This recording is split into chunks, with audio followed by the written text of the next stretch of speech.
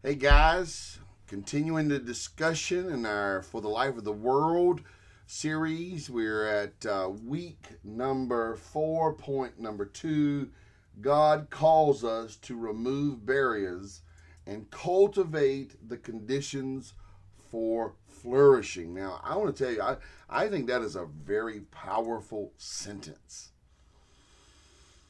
And I believe it's one of those sentences that is meant to be lived out in all sorts of vocations. God calls us to remove barriers and to cultivate the conditions for flourishing. Sometimes removing the barriers is one thing, right? And then cultivating the conditions have to come after that. Sometimes conditions are cultivated, but only for select people and select groups. So the barriers have to be removed so that cultivated conditions can be enjoyed. That's a very powerful sentence. It's one of the most well placed sentences in this whole study. They quote Micah 6:8. Let me read Micah 6:8 in full. Okay? Um, he has told you, O man, what is good, and what does the Lord require of you, but to do justice and to love kindness and to walk humbly with your God. To do justice, love kindness, and walk humbly with your God. Um, and actually, if you go back in context, I think you should really read Micah 6, verses 6 through 8 together. And it's actually a lot more context. If I get started on that, I'll have to go there. If I go there, I'll have to go there. Now, let me read to you the couple of small paragraphs from the message point. Our calling as disciples is not simply getting people into a church building. God commands us to work toward justice and kindness in all areas of our lives. The miracles of Jesus are a primary example of removing physical barriers to flourishing, healing illnesses, for example. Likewise, the teachings of Jesus illustrate how the removal of mental barriers and even social barriers, such as cleansing the temple in Matthew 21, is necessary for human flourishing.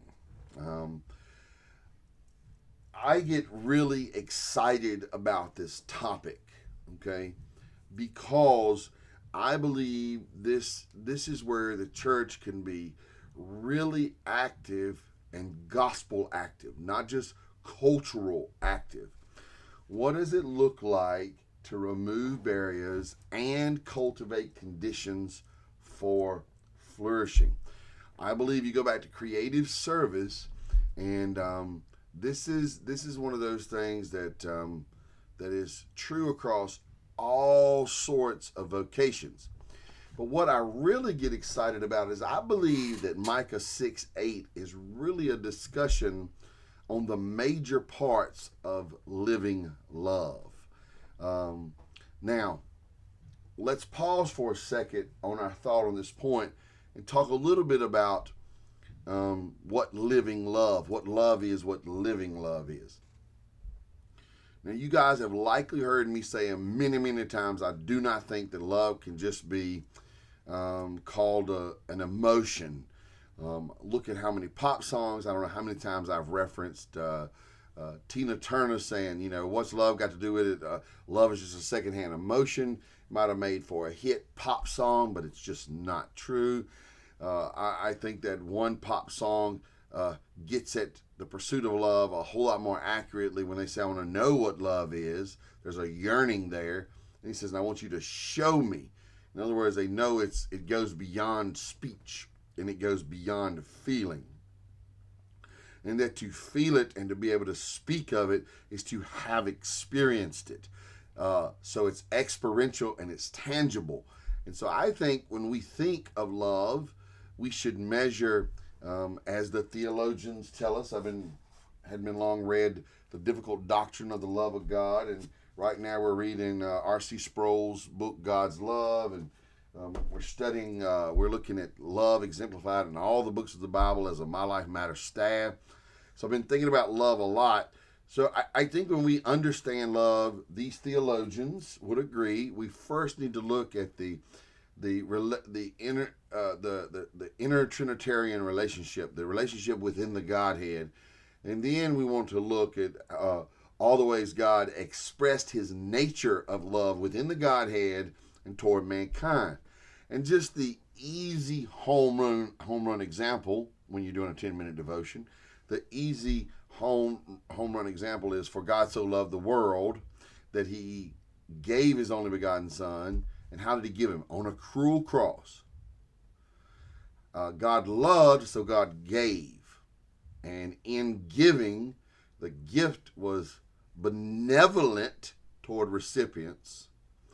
And it was sacrificial from the giver. So the receivers received a great benevolence. The giver did a great sacrifice.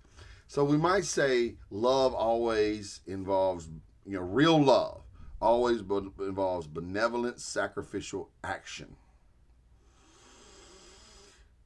So now, living love, I would say, and I'm oversimplifying this because we're going for 10 to 11 minutes here, guys. Give me a break.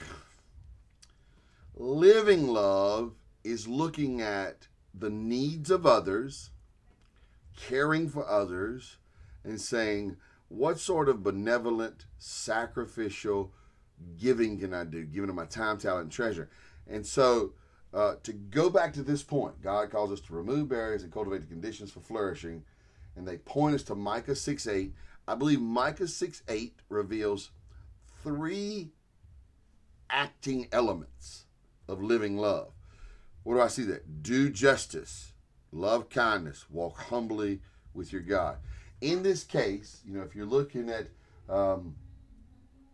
it says here we're not talking about just going to church. We're actually talking here about living out God's commands, so we can work toward justice and kindness in every area of our lives. And that's what he says here. And we're called here to do justice, to do the right things, to make sure that not only injustices aren't being done to the marginalized, but justice is being done to and for. So 2 means the right thing is getting done to somebody, and 4 means victims are cared for. Loaded again. Time is flying by, but we could study. We could literally do a study on doing justice. We could do a study on loving kindness, and loving kindness is mercy in operation. And this is an oversimplification, but if grace is someone receiving something favorable that they don't deserve, mercy is someone not receiving something unfavorable they do deserve.